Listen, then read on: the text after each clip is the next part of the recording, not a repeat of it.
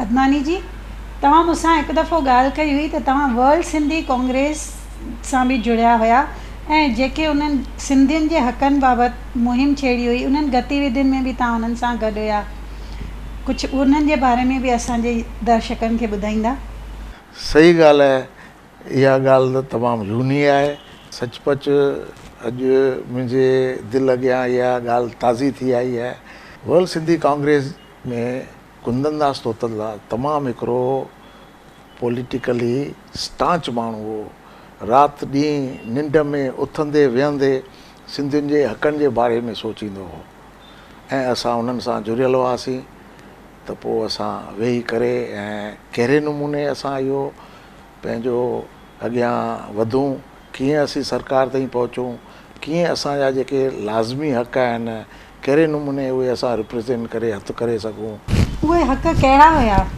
उहे हक़ हुआ भई जीअं असां सॼे हिंदुस्तान में टी पखिजी वियासीं सिंधी।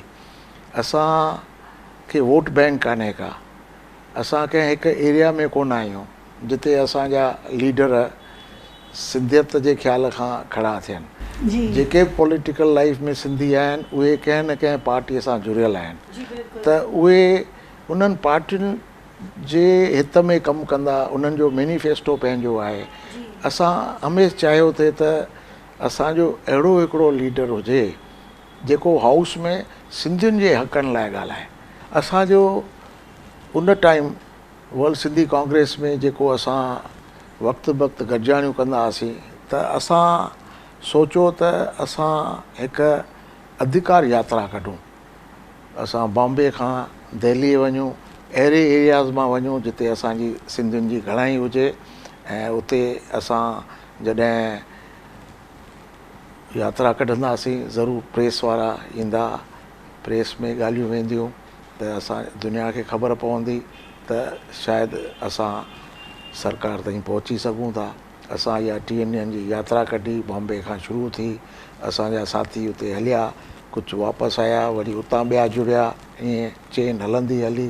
दिल्ली पहुचण खां अॻु प्रेस में एतिरो त आवाज़ु थियो जो उन टाइम जो प्राइम मिनिस्टर नरसिम्हा राव असांखे कोठ ॾिनी त तव्हां अचो, अची असां सां गॾिजो। जेके असां सां गॾु यात्रा में न हलिया उहे बि उते अची पहुता। असां 20-22 ॼणनि जी डेलीगेट वठी अंदरि वियासीं, जंहिंमें काफ़ी असांजा समाज जा लीडर हुआ, हिंदू जा भाउर हुआ, NRI ॿाहिरि जा हुआ, नारी गुरसाणी जहिड़ा हुआ, कुंदनदास थियो, नरसिंह गुलाणी थियो, मां थियुसि, ॿिया बि थिया। त असीं अंदरि वियासीं ऐं असां उहो हक़नि जो जेको चिठो ठाहियो हो उहो उनजे अॻियां पेश कयोसीं। वेही करे उहो चिठो ॾिठईं ऐं नारी गुरसाणी उन ते सॼो पढ़ियो, हिकु हिकु बाबति पढ़ंदो वियो ऐं सम्झाणी ॾींदो वियो ऐं उहे नोट कंदा विया, जंहिंमें मेन मुद्दा हुआ त असांखे हिकिड़ो डेवलपमेंट बोर्ड खपे।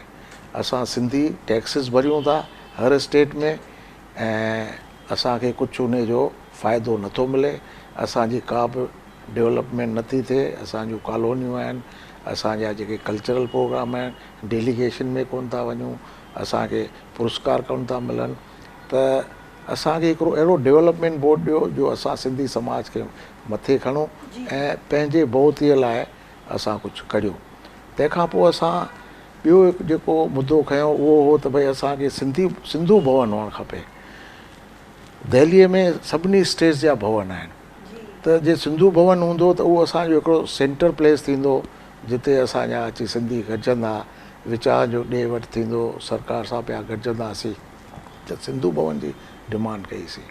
तंहिंखां पोइ असां हिकु झूलेलाल जे लाइ वॾो मंदरु स्थान घुरियो त उहो असांखे ॾियो, जीअं असां हिकिड़ी नंढी सिंधरी ठाहे सघूं जिते असांजा सिंधी ॿार अचनि।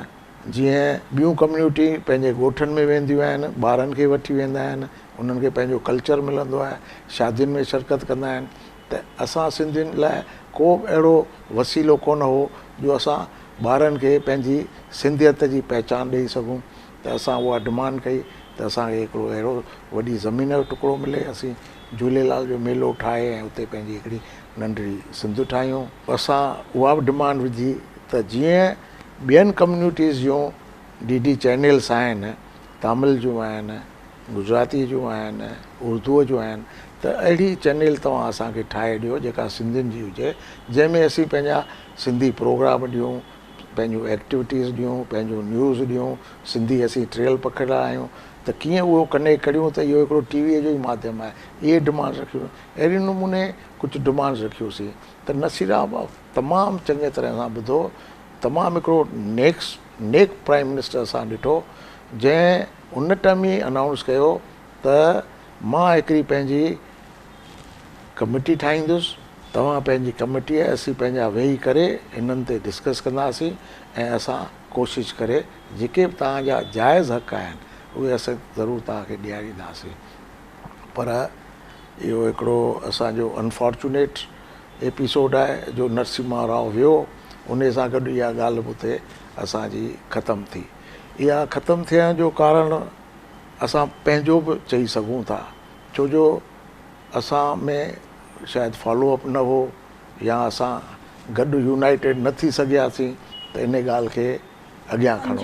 त इहे असांजा जेके संघर्ष हुआ उहे थोरा अधूरा रहिजी। कुंदन दास जी उहा अॻवानी रंग ॾेखारियो पंहिंजो, बिल्कुलु रंग आंदो ऐं असांखे ख़ुशी आहे त असां जेको संघर्ष कयो इहो अॻियां हली करे ज़रूरु फलदायक थींदो, छो जो इहे इशूज़ अहिड़ा आहिनि जे असांजा पोयां बि इहे खणी सघंदा ऐं असां किथे न किथे हणी हंधि कंदासीं।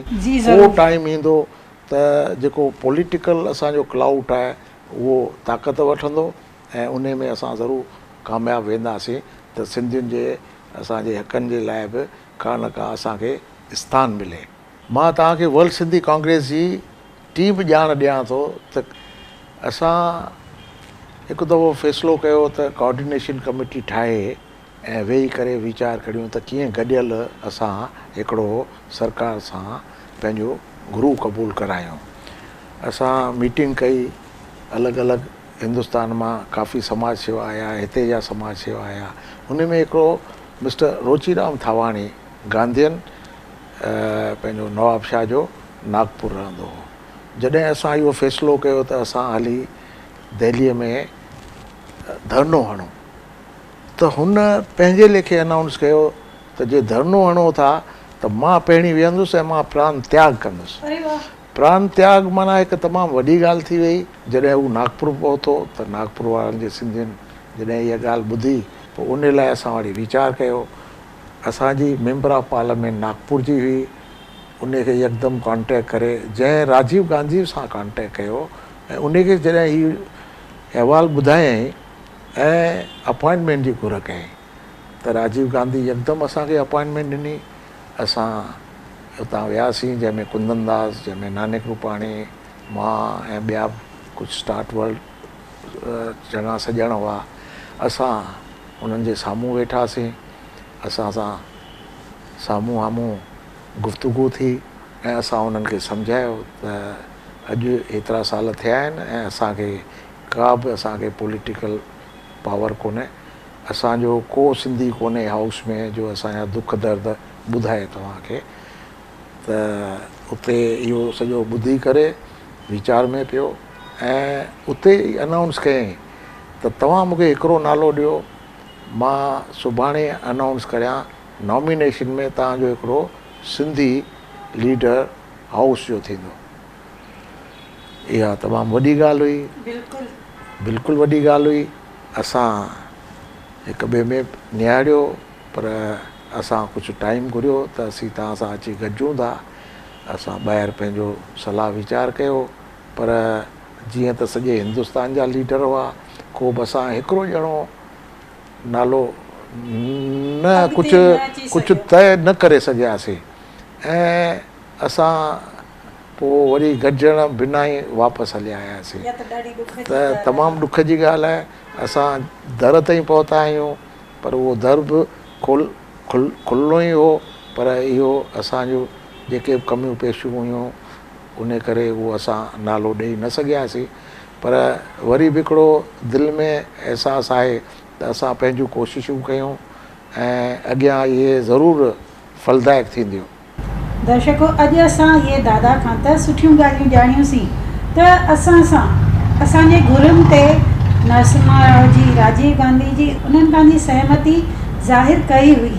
हाणे तव्हां नौजवाननि जे कुलनि ते इहो ॿार आहे त इन संघर्ष खे वरी अॻिते वधायूं ऐं जीअं दादा ॿुधायो त असां बि पंहिंजूं कोशिशूं कयूं, जेको ॿिज वॾनि पोखियो आहे उहो अॻिते असां उन्हनि जे पाड़नि खे सिंचियूं ऐं उहा क़दम अॻिते वधायूं।